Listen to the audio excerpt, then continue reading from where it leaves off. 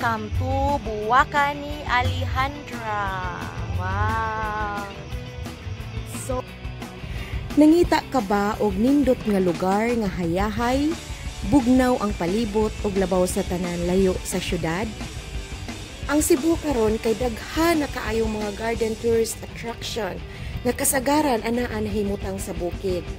Sama niining usa ka maanindot nga palibot nga puno sa mga nagkalain-laing mga buwak nga very colorful kaayo, ang Buwakan ni Alejandra. Anaa kini nahimutang sa Trans Central Highway gaas Balamban, Cebu. Pwede ra mo muagi sa Balamban area patungas padulong sa bukid, which is ang agiana na road is very breathtaking kaayo. Pero careful lang gyud mo sa pagdadrive kay kining lugara sige ra mo og patungas. Apan kun mo abot na gani mo sa ibabaw, worth it kaayo ang inyong pag-adto bisan og wala pa mo moabot sa Buwakan ni Alejandra. Daghan kaayong motorista ang moagi dinhing dapita ug ma-enjoy jud ninyo ang breathtaking view overlooking the mountains of Balamban, Cebu. Pwede usab kamo moagi kung kamo gikan sa Cebu City sa Trans Central Highway jud mismo.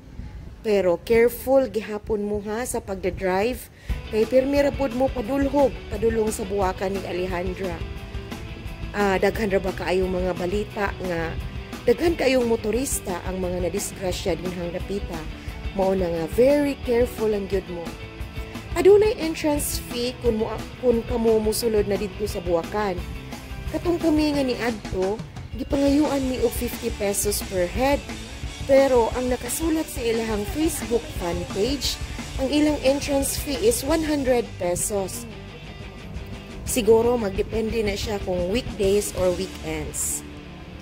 Kung aduna man kini changes, better expect na ang entrance fee na ara jud ana nga mga range.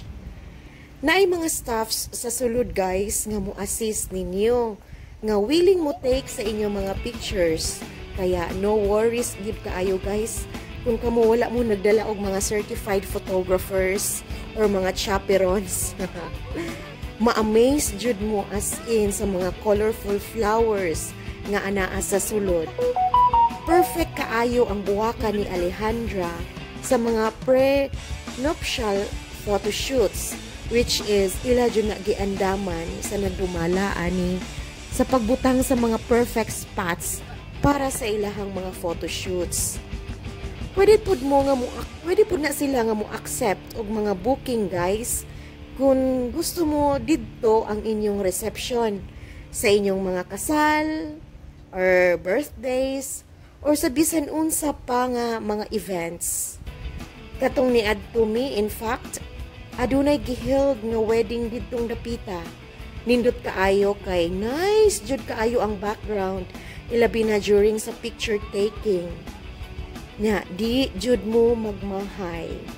Nya murag I think naana sila yung mga package anaa diha, pero mo na kinahanglan jud mo nga mo inquire sa sulod. Unya kung kamo gigutom, giuhaw, naasad sila yung kantin, so dili jud mo mag-worry.